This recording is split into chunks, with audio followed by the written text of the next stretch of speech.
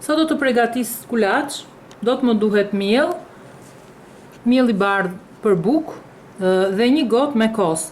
Miell këtu kam këtë mas gote, 2 gota me miell të plota dhe një gotë me kos. Do të më duhet një kokër vezë, një lugë çaji me krip dhe pak sodë buke, një lugë kafeje plot. Do të vendosim vezën tek mielli, sodën e bukës edhe kripën dhe duke shtuar pak nga pak kosin, sepse do të krijojmë një brumë i cili duhet të jetë i fortë, jo shumë i butë, po shumë i fortë duhet të jetë brumi për kulaç. Pasi pak nga pak kemi shtuar kosin dhe kemi zënë një brumë të tillë, të jetë brum i fortë. Kosin mund ta hedhim pak nga pak dhe në qoftë se zëm brumin, s'mund ta hedhim të gjithë që të bëhet brum i lëshuar. Mund të lëm pak kos në fund, ka tepruar nga një gotë. Dhe tani brumin e kemi gati. E lyejmë tavën për pjekje me pak vaj, i vendosim edhe miell dhe tani brumin do ta hapim sa që kemi masën e tepsisë. Pasi e kemi hapur sa forma e tepsisë, e vendosim, e rregullojmë me dorë që të shkoj në të gjitha anët, na vej sa tepsia.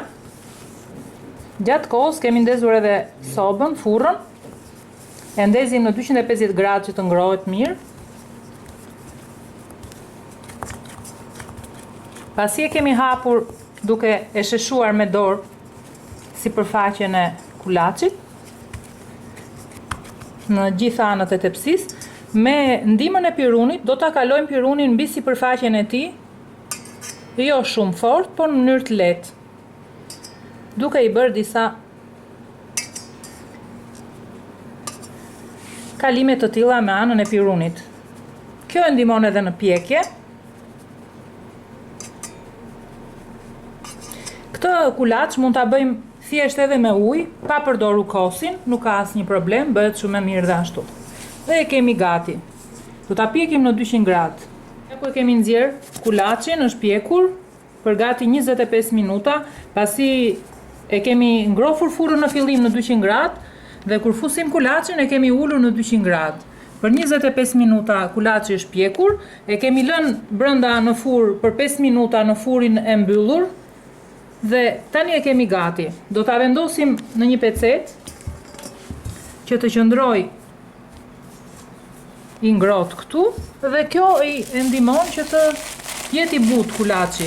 Do ta fusim pastaj kështu siç e kemi me pecet në një qese. Se nëse do ta linim kështu siç është, ky do thaj dhe do bëj kjo korja këtu e jashtme do bëj shumë e fortë. Nuk do ta konsumonin dot. Në këtë mënyrë e fusim në një pecet, e vendosim në qese dhe i lëm për disa minuta, një çerek ore në këtë mënyrë. Dhe ai bëhet i butë, i shkrifët.